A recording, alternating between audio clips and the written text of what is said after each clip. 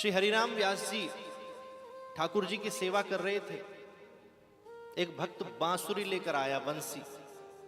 ये बंसी आप ठाकुर जी को समर्पित करो। पूरा श्रृंगार हुआ और बांसुरी जैसे ही हरिराम व्यास जी ठाकुर जी को देवे लगे तो ठाकुर जी के हाथन को जो आकार है वो नेक कछु छोटो है और बांसुरी कछु बड़ी है। प्रयास किया, बांसुरी अंदर नहीं गई। थोड़ा सा जोर लगाया हरिराम व्यास जी ने, बांसुरी तो अंदर नहीं गई हाथन में, लेकिन हाथन से रक्त निकलने लगो। और जैसे रक्त की बूंदे कछु धार हरिराम व्यास जी ने देखी, अरे ठाकुर जी के रक्त निकल रहा है। सुध बुध भूल गए, घबरा गए। मेरे से इतना बड़ा अपराध हुआ कि मैंने ठाकुर जी के हाथ में खून निकाल दिया। तुरंत घबराए, पुत्र को बुलाया, तुम ठाकुर जी की सेवा करो, आज मुझसे बहुत बड़ा अपराध हो गया। आज तो मैं पूरे दिन वृंदावन की परिक्रमा लगाऊंगा।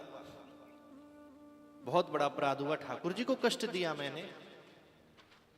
हरिराम व्यास जी परिक्रमा लगाने गए, पुत्र सेवा में रहे, पूरी बात नहीं बता पाए अपराध क्या हुआ। और जब व्यास जी आए, स्नान आदि करके मंदिर में गए तो देखा ठाकुर जी मुरली धारण करके खड़े हैं। व्यास जी पास गए और जाकर के देखा कौन सी मुरली है। तो ये तो वही मुरली है जो सुबह मैं पहना रहा था, जिसकी वजह से ठाकुर जी को कष्ट हुआ। तो बेटे ने कितने कष्ट से दी होगी। बुलाया, बोले मुरली कहां मिली? बोले यहीं पड़ी थी। क्योंकि जब रक्त निकला तो मुरली को फेंक दिया व्यास जी ने। और तुमने? बोले हमने हाँ धो करके गंगा जल से शुद्ध करके ठाकुर जी को दे दी, ठाकुर जी ने ले ली। बोले हाथ में कैसे तुमने पकड़ाई? हाथ तो छोटे छोटे हैं, मुरली बड़ी है। बोले नहीं पिताजी, जब हम बांसुरी देने लगे तो आराम से चली गई। देखो बांसुरी पकड़ के उसने हिलाई, हिलने लगी, निकल गई, बाहर आ गई, फिर रख दी। व्यास जी ने सोचा ऐसा कैसे हो सकता है, बांसुरी भी वही है, ठाकुर जी भी वही है। तो ध्यान लगा कर देखा, बांसुरी तो छोटी नहीं हुई, ठाकुर जी ने अपने हाथों को बड़ा कर लिया।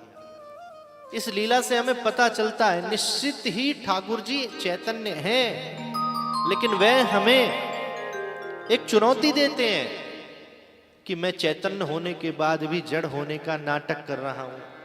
छोटे बच्चे खेलते थे ना, बर्फ पानी स्टैचू, एक बच्चा बर्फ बनता था, स्टैचू बन जाता था, तो बाकी सब उसको हंसाते थे, और जो हंसा लेता था वो खेल फिर वहीं पर हार जाता था, वो जो बर्फ बनता था।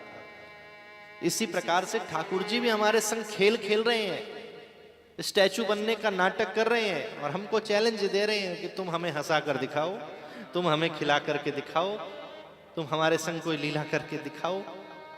निश्चित वो चैतन्य ही है। और जब हमारा ये भाव हो जाता है कि ठाकुर जी चैतन्य हैं, जड़ नहीं है, ठाकुर जी साक्षात हैं, तो फिर सारी समस्या दूर